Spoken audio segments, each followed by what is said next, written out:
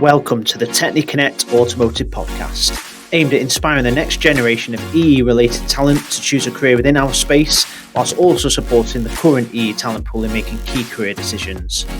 In each episode, we interview industry leaders to discuss their unique career paths, advice for those starting out in the automotive industry, as well as important issues currently impacting the sector.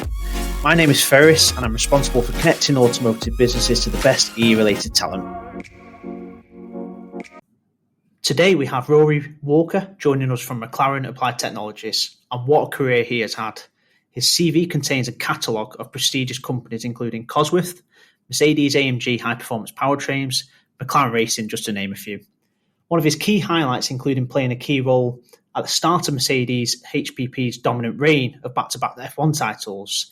In this episode, we'll explore Ruaraidh's career advice, technical tips, and valuable intelligence about management. Hi Ruaraidh, welcome to the podcast. How are you? Good morning, Ferris. I'm very good indeed, thank you. A lovely spring day outside, so it's nice to see some sunshine after a long, dark winter. Absolutely. Before we get started, do you want to just give a quick introduction of yourself? Sure. So my name is Ruaraidh McDonald-Walker. I'm Technical Director here at McLaren Applied. That's the Applied section of McLaren.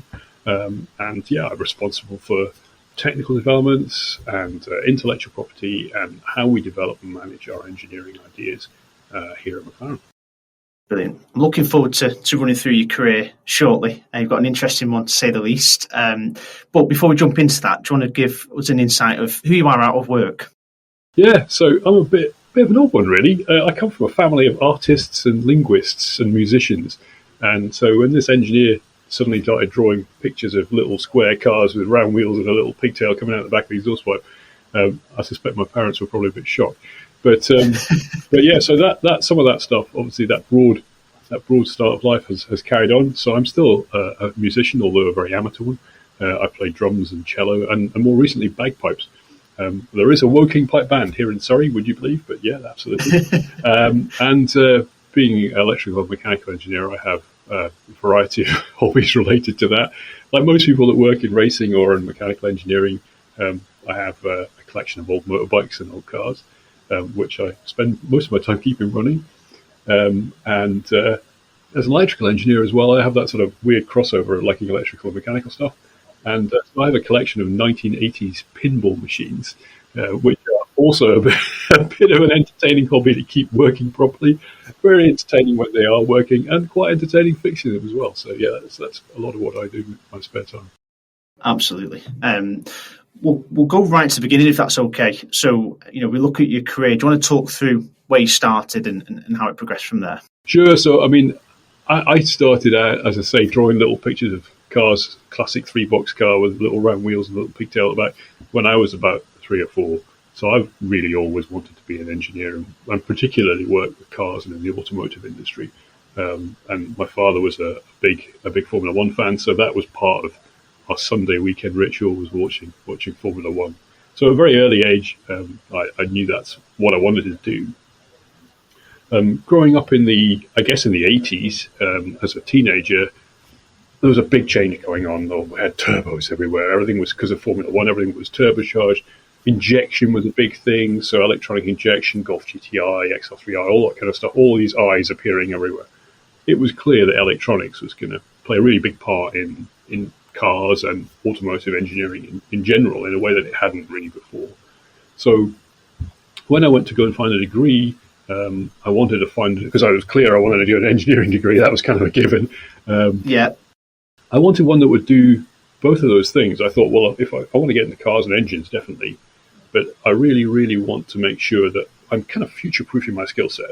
Don't think like that when you're sort of 17, but I wanted to make sure that that I was still going to be able to be relevant in this new electronic world. So when I was looking around, there were only a few places. Mechatronics as a degree didn't exist in those days, but luckily the degree that my father and my grandfathers all went to, the university in Edinburgh, did a joint honours mechanical or electrical engineering, which is a weird old degree. You don't see many of them around. There's still places that do it, and it's one that I would still highly recommend. But that gave me that opportunity. So when I started as a graduate, I applied to a few companies, but I was accepted, luckily, by Cosworth Engineering, as it was then. It was one whole company for both racing and road cars. And did a classic 2-year, all departments graduate scheme where you go and spend 3 months and do a piece of work over a variety of areas, from production engineering to electronics, whichever. And I learned a lot, and that was a really good formative time for a lot of people, actually. If you look at who went through Cosworth in the early mid-90s, a lot of people who are in very responsible positions these days went through that kind of Cosworth graduate scheme, so a very influential one. I spent 10 years at Cosworth. I specialised in engineering, mainly related to combustion engines, particularly turbocharged engines, and the engine management, which obviously the electronics, the rise of electronics made a huge difference in how engines could be controlled, how you could extract more performance from them, and make them cleaner at the same time. So it was the classic performance and economy section, looking at how we did that. So Cosworth was obviously always famous for turbocharged cars, the Sierra Cosworth, the Escort Cosworth, those kind of things. But obviously not so well known was the work that they did as a consultancy, and effectively doing lots of work for all kinds of different car manufacturers. And as I say, I specialise in turbocharged engines, and particularly the engine management of turbocharged engines, whether it's knock control, torque control, working then with the new Bosch controllers, which came around in the late 90s, that were doing engine torque management, very much more focused on the efficiency and performance of the engine, and how that could be done better through better software and better modelling of the way an engine really works, rather than just a bunch of maths and numbers in it. So very much at the forefront of that kind of work, and I really enjoyed my 10 years that I spent there. It was clear there was some changes going on in the business, and you could see late 90s things were starting to change in the way that vehicles worked. Fundamental change. Yeah. I think the biggest one was probably the launch of Toyota's Prius, or Prius if you're American, and that was a massive change, the introduction then of a hybridized powertrain. So you could make some compromises in the petrol engine and use the electrical motors to compensate for how that works, so you can move the petrol to more efficiency, do lots of that. Lots of interesting stuff happening. And the next company I went to was a company called Integral Powertrain, where we again, that effectively started out of a group of people that left Cosworth. And it was a really fascinating, small, growing company, very much along the same consultancy model lines. And indeed, I spent quite a few years doing turbocharged engine management for a variety of customers. But what was clear that was happening with this electrification process, that we didn't call it that then, it was hybridization, but it was the start of the electrification process. And I could sort of see that coming, and I thought, well, I really want to spend some more time on this. Integral Powertrain, which we ran some motors there, we started to run, we started some hybridization projects, and I really wanted to get more into that, faster. And I think this was around the time that the quite visionary direction actually from the FIA was to introduce this new KERS. They called it KERS, Kinetic Energy Recovery System, which mooted for the 2009 Formula One season. So I moved from Integral Powertrain, as now called Helix, but it was Integral Powertrain then. Yeah, that's right. To Mercedes-Benz High Performance Engines, which of course is now called High Performance Powertrains, Mercedes AMG High Performance Powertrains, but that's right. Yeah. And Mercedes HPP to join the nascent KERS team to work on KERS. And that started a really exciting period where I essentially moved over from the mechanical side of my degree to the electrical side of my degree, and really started working in that high voltage environment, and really getting to grips with inverters and motors and all that sort of stuff. I think what was really fascinating about that is, I'd worked in Formula One, obviously been exposed to Formula One from the very start with Cosworth, and it was very exciting for me to get back into Formula One. But I think the really interesting thing about that is we, as people, as engineers, we understand, or even as fans, we understand what a car engine looks like. It's a big black lump of iron. It's not very pretty, and it's heavy, and but it'll last a long time. And you know what a race engine looks like. It's all beautifully machined all over. It's all made out of unobtainium components. So it's an exquisite device, but it'll produce enormous power. But I think when we went into the 2009 KERS season, what we really didn't understand was what a racing motor would look like.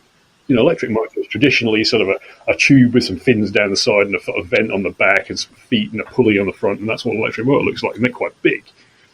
what on earth would this new 60 kilowatt, 80 horsepower? It was a big motor, but of course in Formula One terms, it was a tiny thing.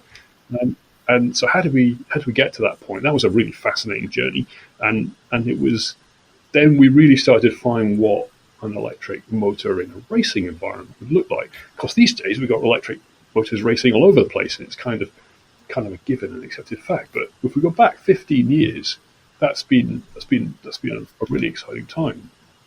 So from KERS we went off into ERS, and I was really enjoying that because of course now you've got even more opportunities to develop motors, and of course develop motors that work with turbochargers. So we go back to the turbocharging thing again. So had great fun working with that.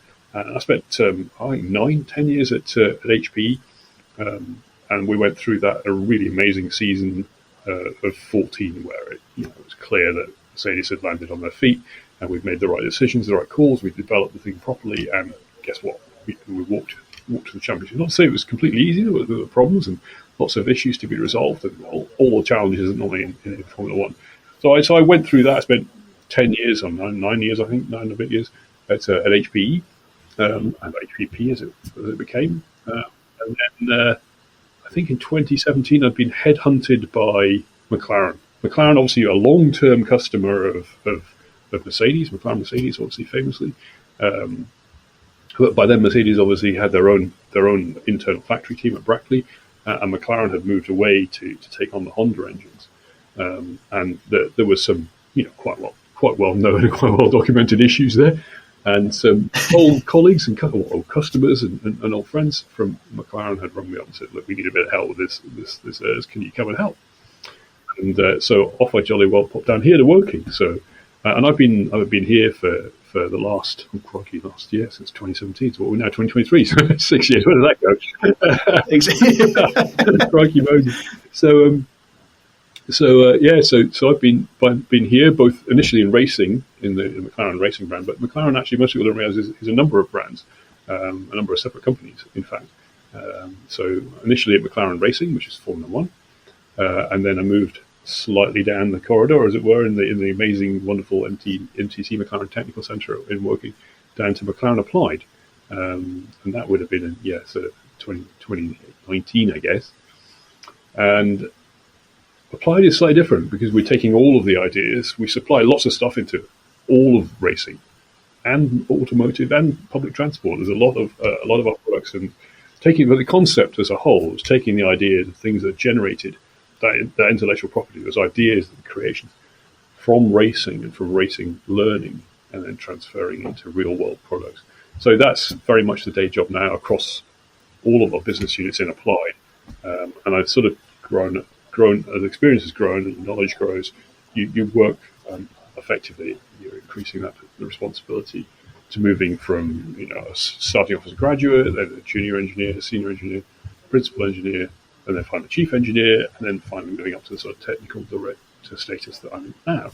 And that is very much a case of learning all the time. And as one of my favourite sayings is, every day is a school day, and it absolutely is. You never, if you work around smart people, I'm very, very privileged to work with I've always been very privileged to work with lots of smart people. I was referred to, F1 particularly, as a kind of university of the world. Everyone sees it, everyone wants to join it, so you get lots of people joining from all over the place, and it's great. It's really exciting, and working with smart people is a privilege. It's tremendously stimulating, but it also means that you never stop learning. Absolutely never stop learning. You do your career to this point and think, well, it's a lot of learning, and it carries on being that way. Absolutely, I think the career that you've drawn yourself so far has been phenomenal, to be quite honest with you. You've worked with... Well, people pay me for it as well, which is even more. Yes, it's not a bad gig. Looking back now, and still a lot to go, by the way, but looking back right now, what's been your flagship moments? What are you most proud of? I think everyone that was at Mercedes, particularly Brackley and Brixworth, in that initial phase of the V6, so the 2014 first season, I think everyone, those are the sort of things you're going to tell your grandkids about, where you've got the 14, 15, 16, 17, was it 7 series in a row, wasn't it? So 7 seasons in a row of double wins. I'd obviously left by the sum of the end of them, so I'm not claiming any responsibility for those. But certainly the early seasons were a really remarkable feeling. For those of us that have grown up with Formula One, I think you see those kind of periods. Everyone moans about it. They moan about Mercedes being dominant and all the rest of it. But at the same time, people didn't moan about Senna. They moaned about McLaren being dominant in the 80s and winning all the races and all the rest of it. But then now they eulogise about it. Well, it's marvellous. We were lucky to have seen it. And that's absolutely true. So for any of us that were there in Brixworth and Brackley, I think, that feeling that, wow, this is making history. And it was genuinely made up for all the long nights and watching the sun come up outside the office. And I think, but I think that was a genuine moment of pride for everyone that was involved with it. To be part of that was really quite something. And at the same time, just being in that environment, as I say, with some amazing people. I remember the first time I was there when I watched a red cat walking down the office. That was a highlight. This is a guy I'd grown up watching racing television. This is Nicky Lauda. God rest him. And when he walked down, he'd been in Formula One for a long time, and many, many years. And at the same time, you're thinking, my word, that's Nicky Lauda. You've been genuinely starstruck. This is crazy. But that was a highlight, working with those kind of people. And I think, definitely that 2014 that victory that was just that victory for that season, and then carrying it through the next season beyond that, and that was genuinely quite something. And they've definitely ourselves. I'll carry on talking about that for hours. No, I can imagine.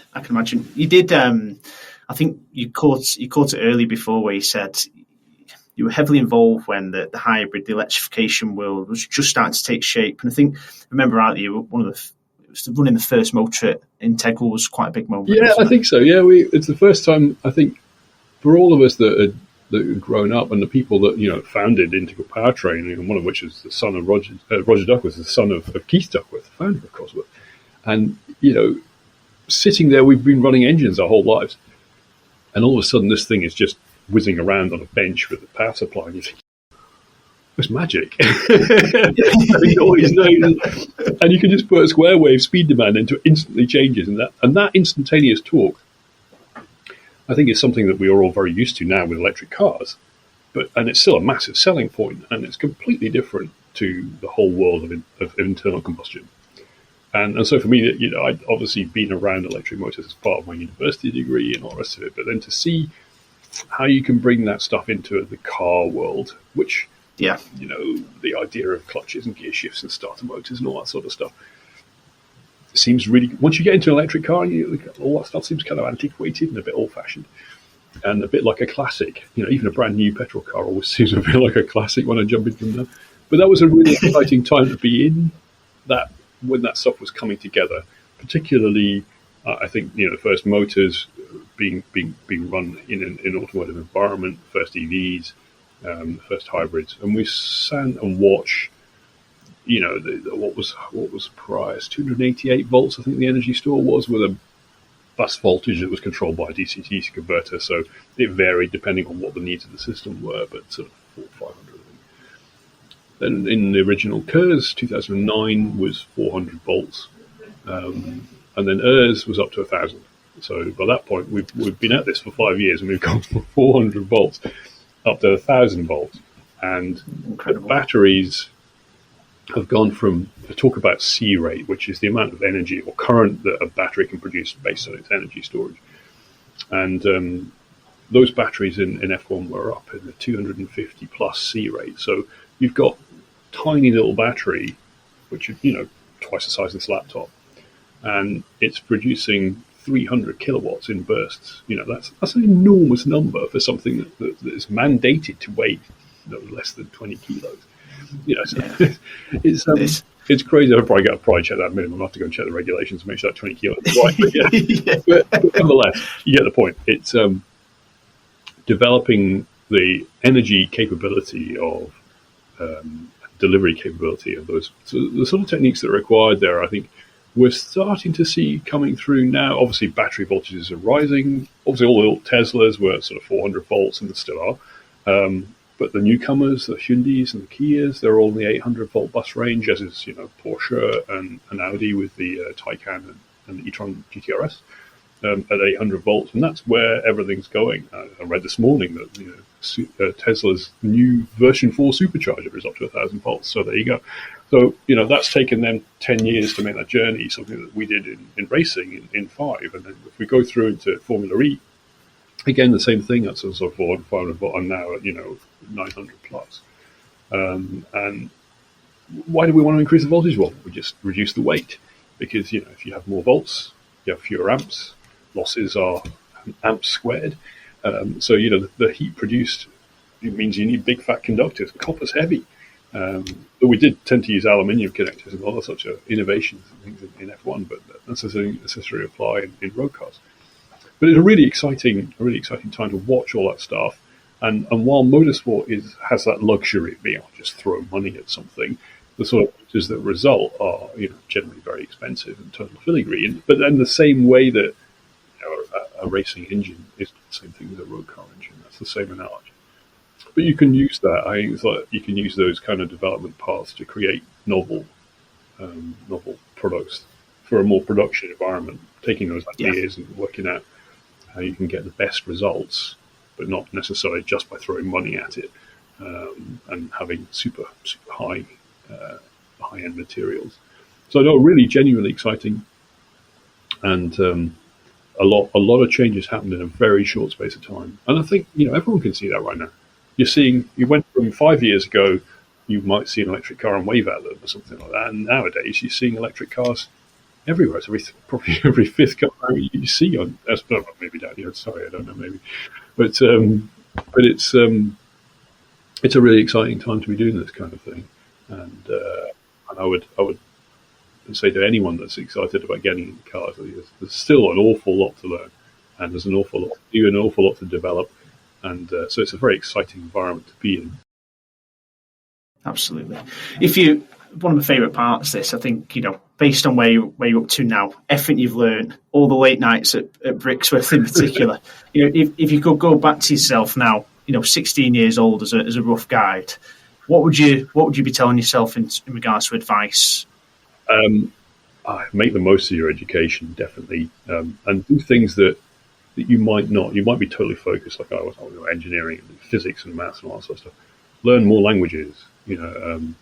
Whether in my day, I would have said to myself, go and learn German, and probably these days, I would say go and learn Chinese. Make sure you learn Chinese at school, because that's going to be in the next 50 years, it's going to be a huge thing. You look at the number of Chinese car companies that are coming up right now, and particularly in the EV space, the Chinese are light years ahead of everyone else. And that's just because of the amount of money that was invested in it. And so there are so many more cars and the buses. I can't remember the exact statistics, I'm not going to quote it, but they're adding more electric buses in one city in China than practically the whole of Europe is doing. It's crazy. The amount of, they've realised this is the way to go, and they're spending time. There's a reason why the Chinese are dominating in the supply of battery and motor chemicals and materials. It's not because they have all of them. I mean, in some cases they do have a good proportion of but it's about the production and refining. Because they've spent the money on it, other people a few years ago, let the mines for all these materials just fall by the wayside because the Chinese were making lots of money out of it and no one really needed them anyway. And all of a sudden, they're all desperately trying to dig up lithium and get it out of salt flats and all the other places that lithium comes from, or cobalt or other rare earth. Cobalt's not rare earth, but rare earths that are needed, you're looking at neodymium, dysprosium, all these other things that come out of China.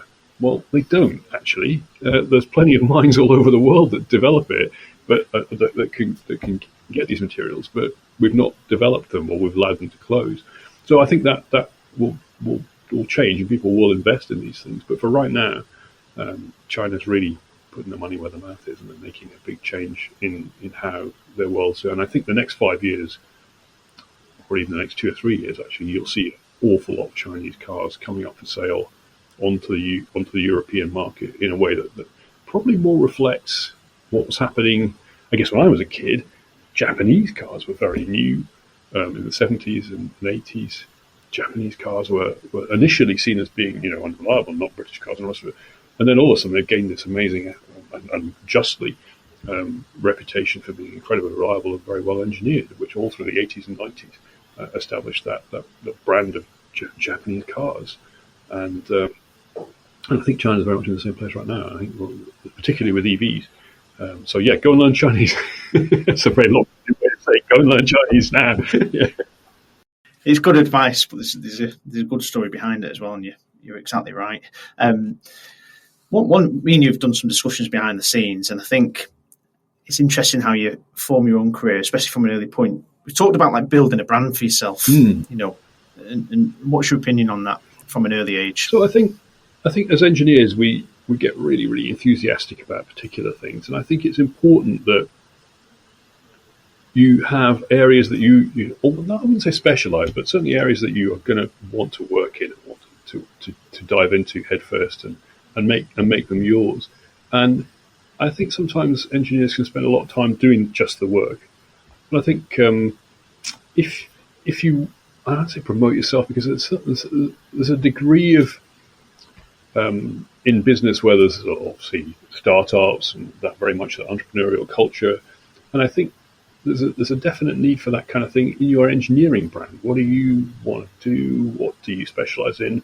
What gets you up in the morning? What makes you excited? And I think being prepared to walk in and talk about those things and the things that you want and you want to deliver and you want to be good at, don't be afraid of that. You want to own that, like part of who you are. So recognize it, promote it, and develop who you are as a person and then as an engineer. And then and that will grow. Don't be afraid to. I think sometimes a lot of engineers hide their light under a bushel, as the saying goes. And I've done a good job on that. I'm happy with that. But don't be afraid to be proud of what you've achieved. And that's part of what makes us human beings. After all, that we're excited. We love the job. We do it because we love it. Engineers in particular get very enthusiastic about what they do because it's really part of the core of who you are. As an engineer. So for me, build a brand for yourself. Make sure that people know this is who you are and why you're doing what you do because you love it. Absolutely. An interesting, or when I'm speaking to you, my impression of your enthusiasm's still rocket high. I think we can call it thirst to learn if you want. Every day is a school day, and we've discussed it. I think. With what you've achieved yourself personally, you have to have the right mindset. But what's your opinion on how people should apply themselves, when entering the industry? I think something we're really bad at in this country, in schools and in even in universities, is showing people why they need to learn particular things. Engineers, we're practical people. It's literally applied physics, applied maths, and sometimes it's a block to learning. So I'm just going to learn these equations. They're really dull. But as soon as someone tells you, for me, that was my experience, certainly, someone tells you the reason or what these things can be used for and why we're doing them. And, why do you do calculus as a kid? Why do you do trigonometry? Why do we need to know about right angles anyway?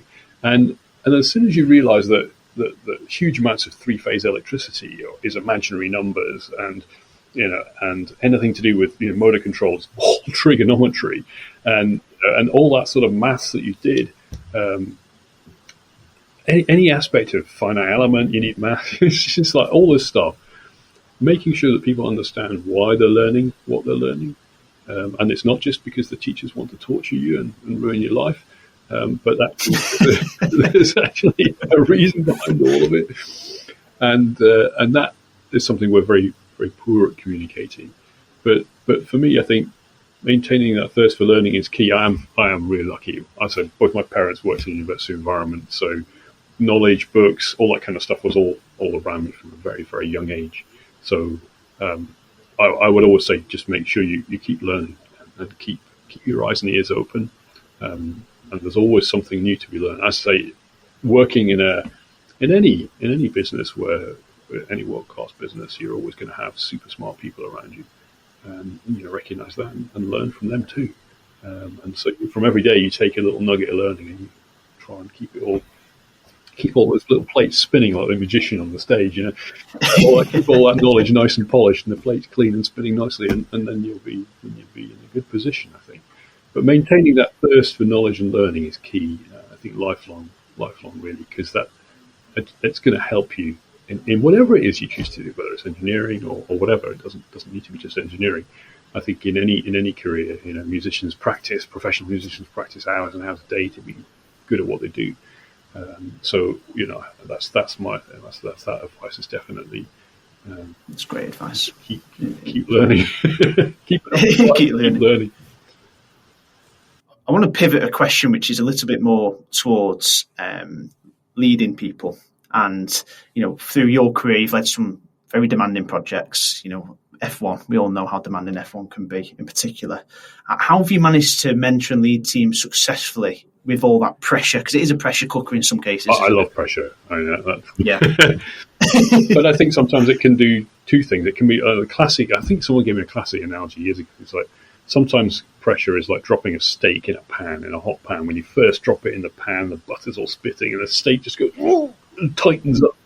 And it's like that pressure panic can induce a situation sometimes where, particularly engineers, I don't know what to do. I don't know where the data's pointing. It's not clear. And you can get into a sort of pressure stasis where you don't make a decision, or you are unable to make a decision because you can't necessarily see the right way. And one of the things that I've always talked about, particularly with people who are in that situation, is being pragmatic. And you're never going to have all of the data you need to make a decision.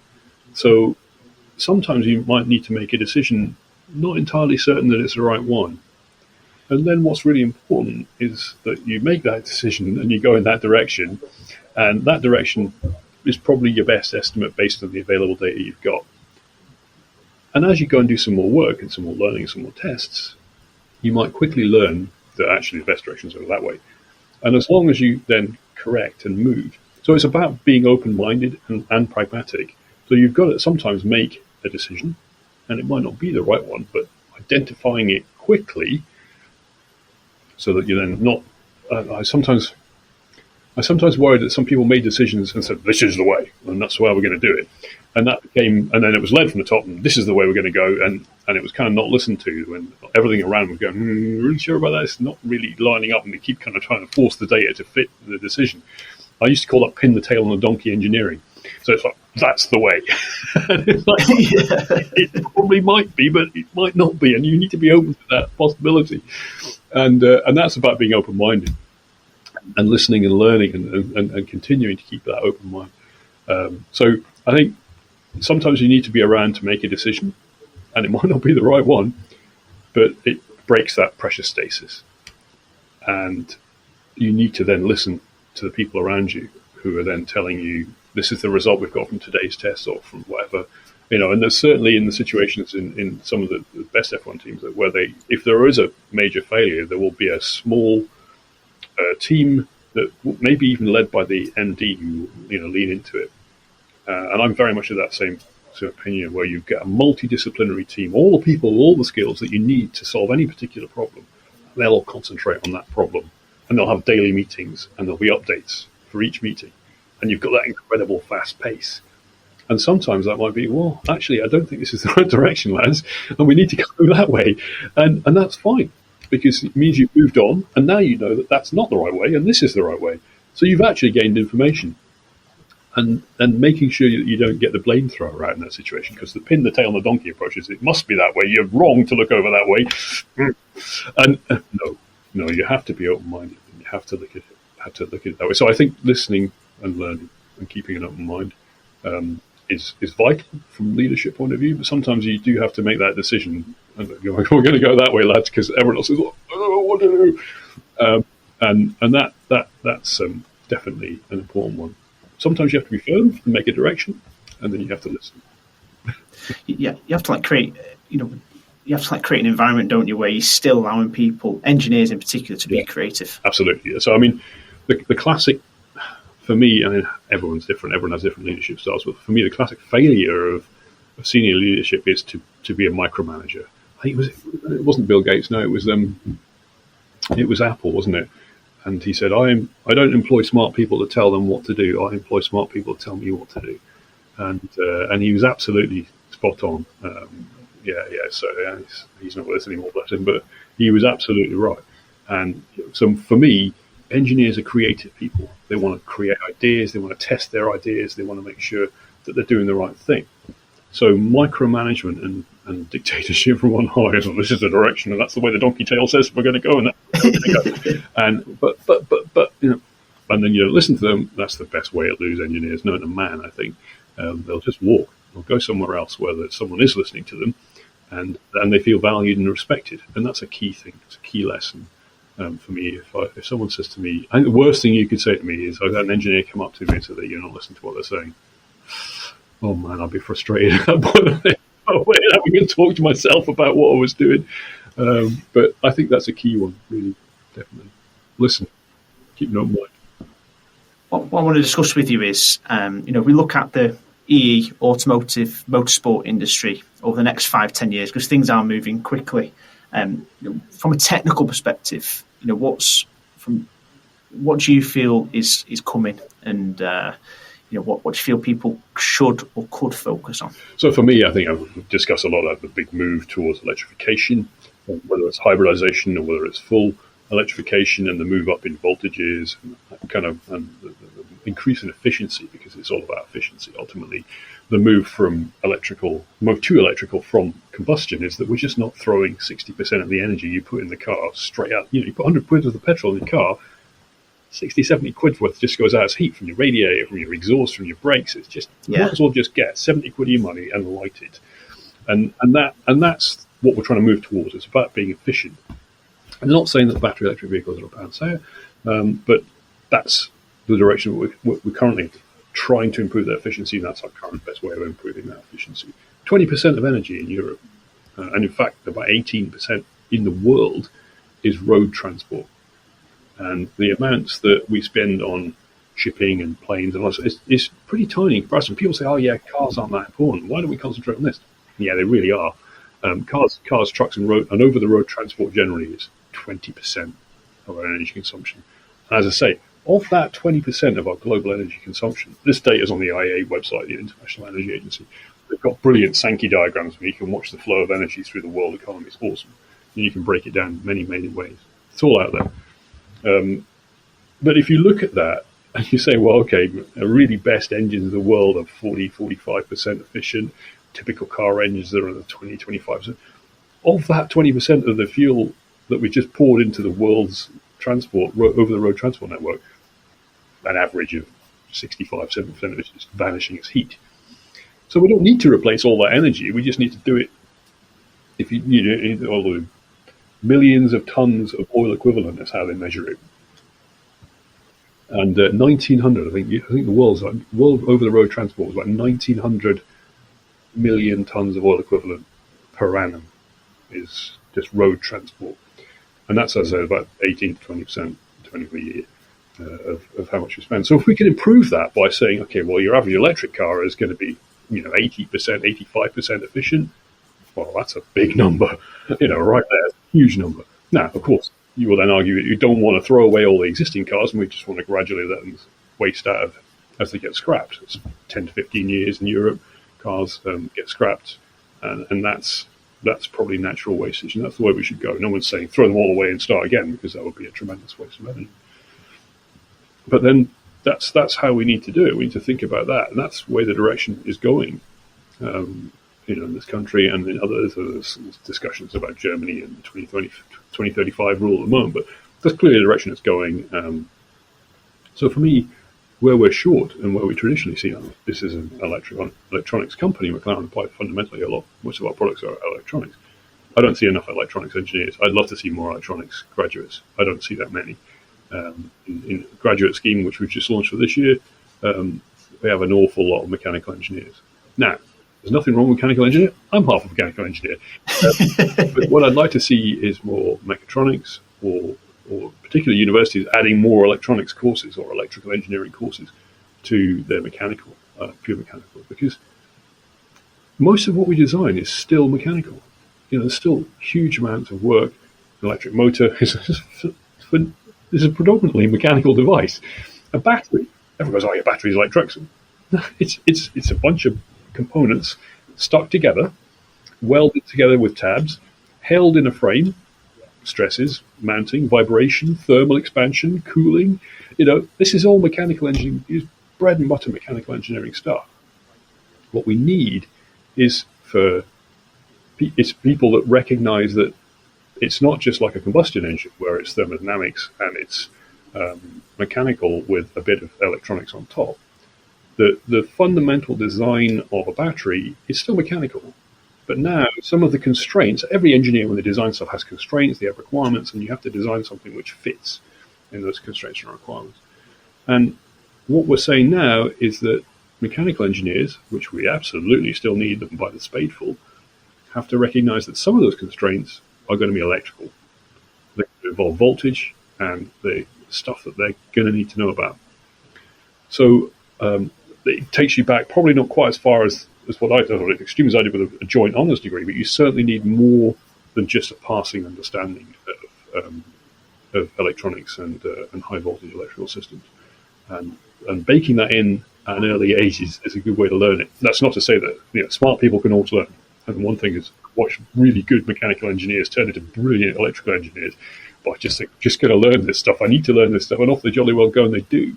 But we need them, we need them now. We need them yesterday. And so coming in on the grad system would be great if we get more people with that input. So even if you want to go and become a mechanical engineer, please make sure that you add as much electrical engineering as you can, because it will benefit you in the long run, particularly if you're automotive. It's like breaking the silo, isn't it? It is. That's exactly right. Yeah. It's breaking the silos in engineering teams and opening up the mind of engineers, not necessarily to become generalists. That's not always the way, but it's just they have, because of how complex the systems are now getting within a vehicle, within the automotive industry in general, you have to understand the broader range of engineering topics. Yeah, I couldn't put it better myself. Yeah, that's exactly right. And the siloization mentality has to be broken down. And the best way to do that is to have multi-skilled people. And they might be specialists in one area and have a good appreciation of another area. And that's perfect. I've got good mechanical engineers here with lots of experience that have a really good understanding of what to do if you're designing a box to contain 1,000-volt electrics, or how to design a bus bar, which is a mechanical task. Yeah. It has to be thermal, it has to have vibration tolerance, it has to get hot and cold, it has to conduct current, and it has to be insulated from other things at the same time. So that's where your materials knowledge then needs to encompass an electrical component. Well, how does insulation work? What do I need to do? What gaps do I need? What air gaps do I need? What legislation affects that? So, this is the classic problem with people talking about high voltage in aviation. So I'm just going to create this electric powertrain. That's fine. And we can do that for ground vehicles, not a problem at all. Now I want to fly at 40,000 feet. Then you've got a problem. I mean, people forget this, that we don't do petrol engines that fly at 40,000 feet or any more or gas turbines or turboprops or something. But if you go back in this, so the engine history stuff, and brilliant people like Callum Douglas are doing wonderful work on engine history. Because if we look at how engineering was done in the 30s and 40s in particular, and then we look at that and we look at how we can learn from those people who did brilliant stuff way before computers or finite element analysis or any of that kind of stuff. They did it with pencils and they did it with slide rules and they did it with log tables. And, people forget that all those amazing engines in the 30s and 40s, in the rather sad times of the Second World War, but the things that were developed, all those spark plug wires are all in pressurized tubes. They can't be at atmospheric pressure, because atmospheric pressure up there is buttons. So that means it's very easy for sparks to jump, and so consequently they have to be held in pressure tubes. And we have to say the same thing about high voltage electrics. If you're going to have high voltage powertrain powering some aspect of a flight, whether it's a hybridized gas turbine or whether it's pure electric flight, which I think we're quite there. We're starting to just see people do this now. You need to think about the effect of what we call creepage and clearance is the legislation, and that gap gets very much bigger as you. So the gap is a certain size at sea level, but then obviously that gap goes up like this as you go up. Otherwise, sparks will start jumping. So you need to start have an appreciation for those kind of things as well, even in mechanical engineering. So that's as I say, mechanical with a side of electrical. Useful skill. No one's asking you to go and design chips, but having an understanding of how electrical stuff works is going to be really useful, particularly high voltage. Absolutely. And, you entered the industry, so we look at your journey of Cosworth, you saw a trend into electronic systems immediately. If somebody's now going to enter the industry and they're going to invest 5, 10, 15 years into what maybe is happening in this space, what's your perception? You've talked about the EV technology development and some of the content around that, but what else do you see that's coming up for people to get excited about? Yeah, so I talk about that at the moment because that's really where the focus, I'm fundamentally a powertrain guy. And but now in my role as a director, I look at all the other things that are going on right now and communications. So we're then looking at how we look at the broader communication. Cars are now basically a smartphone on wheels. They're permanently in contact. The Internet of Things, we've got all these things that are essentially how we can look at the big data. So you can look at where all the mobile phones are, so you can work out where the traffic jams are because all the mobile phones have stopped. There's that kind of big data stuff. We can look at that from a car point of view. We can look at it from a public transport point of view. And then we can start to look at it from all of the other areas that basically you engineer stuff in. So I would have said the software, big data, communications, the software-defined vehicles, another big buzzword. So yeah, again, absolutely. Your phone updates itself and it changes radically because it's updated itself. Car does the same, and we're now starting to see people looking at features which you pay for. So I'm going to pay to turn on the seat heaters in my car only in the winter. That sort of stuff is upon us and it's happening. So huge number of roles for software people, particularly in control and in communications. So software roles are going to be just like this right now, just like this. So if you've got an inkling to you want to write code and that's what that's your thing, then absolutely, my word, you're going to be in demand. As I say, the same is true for communications people, and that's going to be massively important. While mobile phones have become sort of fairly anonymous things like this, the technology that enables in cars and in trucks, and there's going to be an awful lot of really clever stuff coming out in road management, platooning, something which we saw being talked about for heavy freight transports, so for trucks and things like that, where essentially they all just join together. How do we manage the roads? We're starting to see that with smart motorways. That will turn to road charging, but it'll also turn into, we're starting to see that in speed management. I look at I drive down the M1 pretty regularly, and the M1 around Luton used to be a nightmare of stop and go traffic, and it was all doing this, and everyone wanted to drive 70 and they drive 0, and nowadays they just stick an average speed limit on it of 40, 50, and guess what? Everyone does 40 or 50, and there's none of this lozenging, none of that sort of springing effect to the traffic, because that happens where the traffic's trying to flow faster than the road's capability to carry it. So then stop, and people say, well, why is there a traffic jam in the middle of nowhere?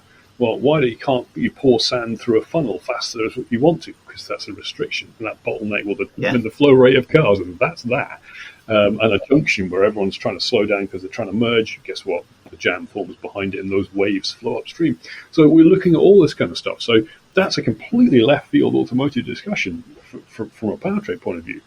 In terms of where software is going and where communication, car-to-car communications and car-to road, that stuff is all coming. And that, whether it's telematics, whether it's speed control, whether it's routing, smart roads, don't go that way, because that'll start to happen in a paid way. If you insist on traveling at 9 o'clock in the morning when the roads are heavy, I can bet you $1 that's going to cost you more money than traveling overnight when the roads are quiet.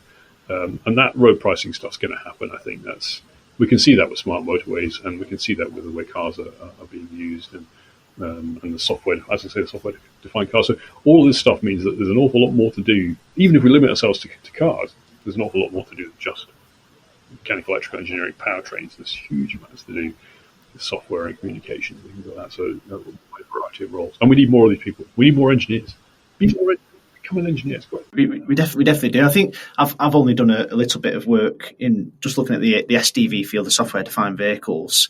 One immediate take that look at is what we class as a traditional automotive company, an automotive supplier. That's just going to get wider and wider and wider. So you look at companies like BlackBerry or T-Mobile, and the development of an automotive career, because there's going to be so many different layers of software just as one topic, that I think the industry is going to drastically grow. Oh, absolutely. And you look at car manufacturers. When I started, the stress of doing engine management work, you had to define. You went on trips all over the world. You high, low, hot, cold, and you define everything and you validate everything until it's absolutely nailed flat. You're happy the car will run and start and do all this crazy stuff that it needs to do to pass the manufacturer standards and to pass the legislative standards. And then you'd spend all that time and you'd blow it onto a little chip about that big, like a 27C256 or a 27C512. We used to work with those all the time. We used to put them under a UV light and it would wipe them, and then you would program them with a little program and you'd download it. Slower than a 20 odd K modem, and then you put it in I used to have a little set of chip tools. I don't know where they are now, but then you'd install it in the ECU, screw the lid on, put the ECU back in the car. Nowadays, it does all that just by downloading. I pick my phone up, and it tells me that the car's got a new software version. Car download, the car's installing it while I'm sleeping. And it's crazy. And that's changed vastly. But I think the mindset, particularly in large companies, or large automotive companies, that have had that, my God, if you're going to release something, you've got to be damn sure it's right. To the Tesla move fast and break stuff, which they say themselves, that's the way they want to work, is a very different mentality. And that's because if you had a recall in the old days, it meant an enormous thing where all the cars would have to be pulled into dealerships, the ECUs would have to be pulled out, and massive cost implications. And that stress stasis, that pressure stasis, has meant that a lot of car companies' software is only really starting to adopt that more as like Californian West Coast approach to the sort of big tech companies of moving fast and really being nimble. And to a Formula One mind, that's exactly how Formula One works. That's very much that move fast, break stuff, try it, break it, try it again. There's no blame culture. You just got to try. If you broke it, that meant you were trying harder, and that fix it. And you can keep, that kind of attitude. I absolutely understand that. But I can also understand that this new software-defined vehicle is very, very new to traditional car companies. And it's particularly difficult where the approach was less vertical. Whether it be an ECU for every function, it'd be even it's a little seat thing that controls the heaters and the seat position. It's some little tiny thing, and it speaks on CAN and something else. The proliferation of ECUs around a modern luxury vehicle, even 5-10 years ago, it was enormous. I think 100, and then you've got different buses depending on what the function is, or LIN bus, CAN bus. All these different things that have different requirements and different speeds, and none of them communicate centrally. And so So the idea then that you've got this big screen, like, for example, a Tesla, the big screen computer, which does, most of the functions of the car, there are very few satellite ECUs, means that then you can just treat it like a phone and download a software version that pretty much does everything. And you think, that means if something goes wrong, I can fix it quite easily. And there's been lots of stuff in the press about people having recalls for various things, and fundamental stuff like wheels falling off has to still go to a garage, or steering wheels falling off, for example, is another one. But a lot of the time, these days, other things can be fixed relatively simply with an over-the-air update, and that is changing the way we think. And that changes the freedom that software engineers have to come up with new ideas and implement them relatively quickly. That's really exciting. And as an engineer, that's exactly what you want. You don't want to wait 5 years for your idea to hit the market. You want to be able to download it tomorrow and say, it's brilliant. Yeah, it's excellent. And I think that's where a lot of that's going. So software, comms, IoT, yeah, definitely. All of that in spades. And that applies equally to automotive, to aerospace, to consumer devices. There's a huge need for everywhere where we see modern technology, the rise of technology. You just need engineers behind it all. The engineered environment, it's absolutely key. Absolutely. And the final question the podcast, one of my favourites, is from your perspective, why do you feel people should develop a career within the automotive industry? I think for automotive, people, we've developed. There's always been this desire. There's been two desires: desire to move somewhere else, other than either your village or whatever. And people used to live within a few miles of a village. Not more than 100 years ago, people might never move outside the county that they were born in. And I think now we've discovered, whether it's international travel or whether it's travel to work to different, or going to see family. I'm Scots, so my family is still in Scotland, but I go out to see them relatively regularly. People, that desire for personal transport, whether it was a horse, a steam carriage or whatever, has always been there. And I think one of the things that people, it's a difficult argument. I always said that actually we can't put that genie back in the bottle. Everyone's always going to want personal transport, and we haven't got any teleporters yet. So, no teleporters. So we still need to move people physically around the place. And then what the traditional hardcore green argument is that no, we should stop doing this because it's not efficient. And certainly we should always invest more in public transport and mass transport, in particular trains, that kind of thing, and be more joined up in that process. Sort of buses arrive as the trains leave and that kind of stuff. So it's all joined up properly. And I'm always going to be a hardcore believer in that kind of thing. But at the same time, we recognize that people do want to travel personally, have that independence, and that's a great thing.